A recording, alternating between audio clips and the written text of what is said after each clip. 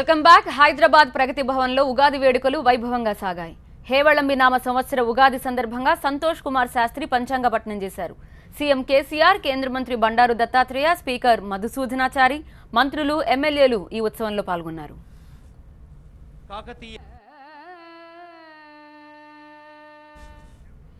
తెలంగాణలో ఈసారి రైతులకు అనుకూలమైన వర్షాలు పడతాయని చెప్పారు సంతోష్ కుమార్ శాస్త్రి. ఆషాఢ మాసంలో తుఫానులు వచ్చే అవకాశం ఉందన్నారు. ఈసారి ఎవరో ఒక నాయకుడికి ప్రమాదం పొంచి ఉందన్నారు ఆయన. అందరూ జాగ్రత్తగా ఉండాలని, శతచండీ పారాయణం చేయాలని సూచించారు సంతోష్ కుమార్ శాస్త్రి. రాజులు సక్రమమైనటువంటి పరిపాలన కావిస్తారు ఈ హేమలంబి సంవత్సరంలో. కొన్ని చోట్ల రాజకీయ కల్లోలం ఉండే ఆస్కారం ఉంది. నవనాయకుల్లో 6 శుభాధిపత్యం వచ్చింది, 3 పాపగ్రహాలకు ఆధిపత్యం వచ్చింది. అంటే మెజారిటీ మొత్తం కూడా పాజిటివ్గా ఉంది. శుభాధిపత్యమే ఈ సంవత్సరం అంతా కూడా చక్కగా ఉంటుంది. ఆ బుధుడి అంశ మన పరిపాలకుల్లో కూడా వచ్చి ఈ సంవత్సరం అంతా కూడా నిరాఘాటంగా ఆనందంగా ఈ రాష్ట్రాన్ని పరిపాలిస్తారు మన ప్రియతమ ముఖ్యమంత్రి వర్యులు శ్రీ చంద్రశేఖర్ రావు గారు. ముఖ్యంగా పండితుడు రాజయ్యాడు కాబట్టి ఇప్పుడు వర్షాలు చక్కగా కురుస్తాయి. మన తెలంగాణ జాతకాన్ని పరిశీలన చెయ్యగా తెలంగాణకు ఈ సంవత్సరము కర్షక అనుకూల వర్షం అనేటువంటిది పడటం అనేది చక్కటి శుభ సూచన.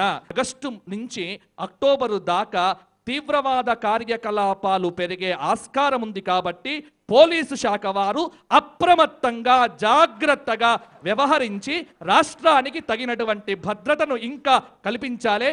అలాగే ఈ సంవత్సరము ఎవరో ఒక నాయకుడికి కూడా ఒక రకమైనటువంటి ప్రమాదాన్ని సూచిస్తూ ఉన్నది కాబట్టి అందరూ జాగ్రత్తగా దైవంగా చక్కగా శతచండీ కానీ సహస్రచండీ పారాయణాలతో ఆ భగవంతుణ్ణి ఆరాధన చెయ్యండి.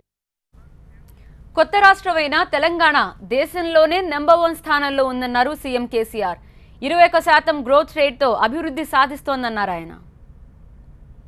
మనకు చాలా సంతోషం ఏంటంటే గవర్నమెంట్ ఆఫ్ ఇండియా తేల్చినటువంటి లెక్కల ప్రకారం కానీ మన స్వంత లెక్కల ప్రకారం కానీ మనము 21% గ్రోత్తో ఉన్నాం. ఇది మామూలు విషయం కాదు. ఇంత యంగెస్ట్ స్టేట్ ఇండియాలో నంబర్ 1 పొజిషన్లో మనం ఉన్నాం.